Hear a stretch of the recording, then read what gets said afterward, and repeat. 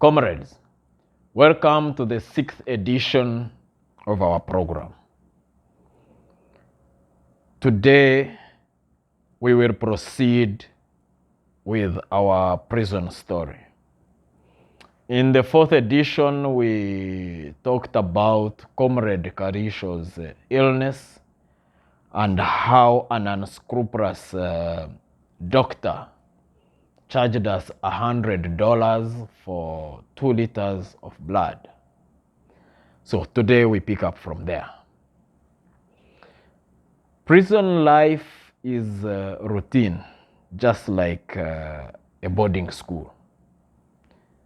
So in Ndolo, life, a normal day begins at 7.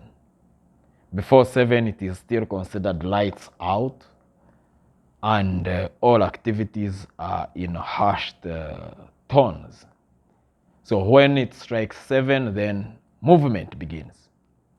So those who sleep in the corridor and those that sleep in the spaces between beds are required to, wake up and roll up their beddings to provide space for the free movement of prisoners. The first activity is normally boiling hot water. Now, in the wards, kettles are allowed.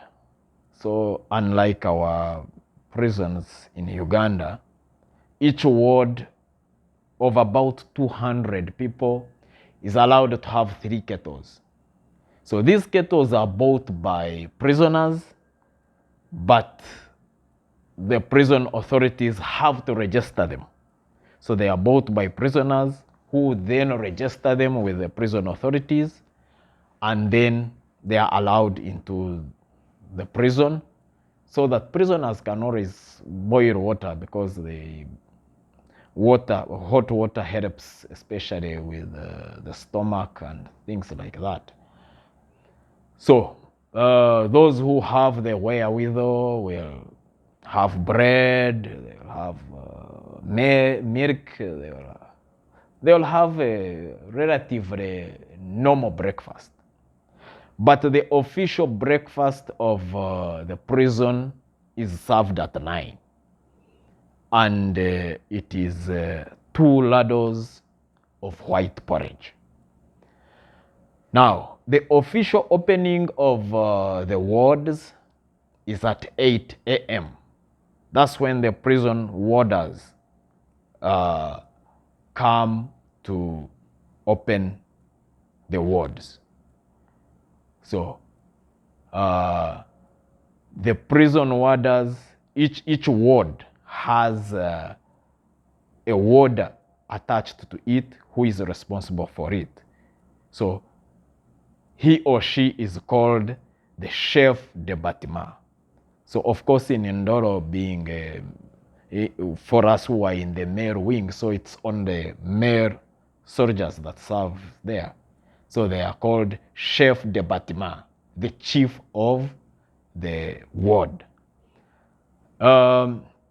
So when they open, then they allow prisoners to go out to get fresh air, to exercise, and or to walk around. Now, according to the prison program, each ward is allocated 1 hour to be out, to walk, to do all those activities, whether it is sports, whether it is just walking around, whether it is sitting or chatting or just getting fresh air. Strictly 1 hour in the morning. So each ward is allocated its time. When their time is over, they get back in. Then the second ward gets out. So the first ward, for example, would get out at 8 and get back in at 9. And then at 9, the second ward gets out up to 10. So they get back in at 10 and the third ward gets out. So following that order. So the last ward normally gets out at 11. Then the process begins afresh. Those who were the first then will be now the first to get out in the second phase until it's lockup time, which normally happens at around 3:30, between 3:30 and 4 p.m. Now, these chef batimas normally charge a fee from those who can afford to pay. It is called TVA or VAT. TVA is VAT for is French for VAT. So you pay $50 a week to be allowed to stay outside for the whole day. So they will normally open either at 8 or 9. So those who have paid will remain outside until it's lockup time.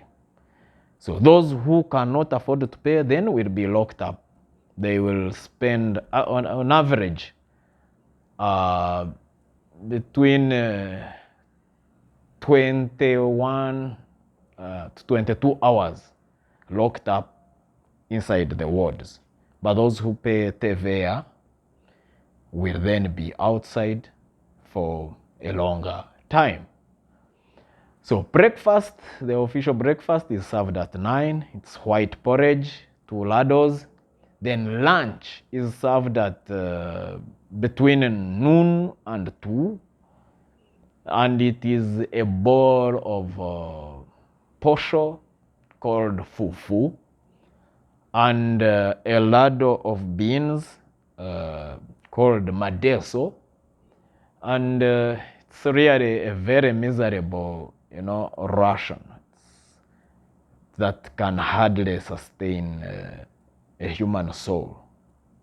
So what helps is that there are prisoners that are registered to cook in the kitchen.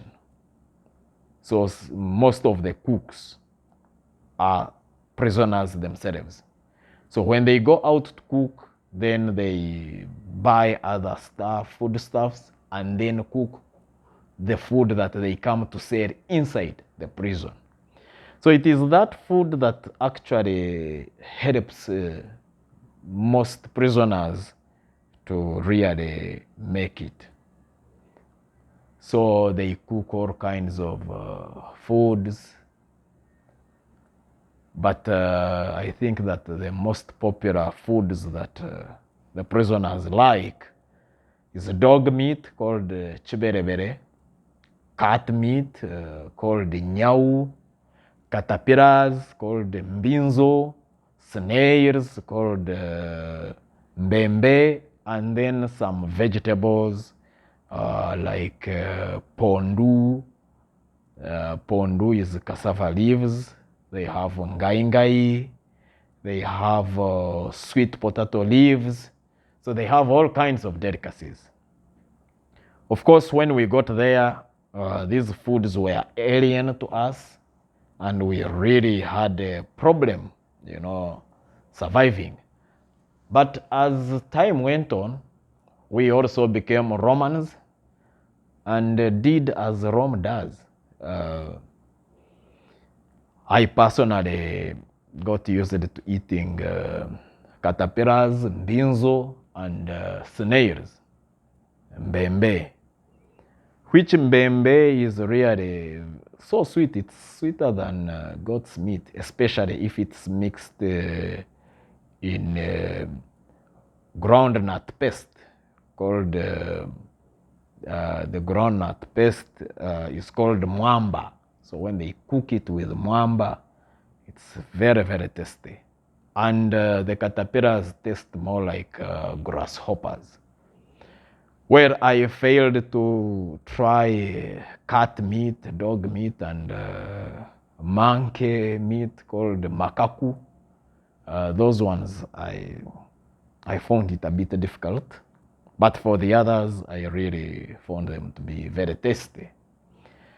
So when we are out, we do all kinds of activities. We walk around. Personally, my favorite activity was walking around the courtyard, walking within the quadrangle, and also sometimes working out. The day would normally end at around 3:30, 4 p.m. So when we get back into the ward, the prisoners will engage in all kinds of activities to distract their minds, including playing cards, board games like draft. Some of us had radios. I personally had a small radio because in the prison they allow radios. So I would use my small radio to follow news and to keep myself abreast of what was happening outside. At 5, then they have prayer time. So the different denominations are allocated different times, different days.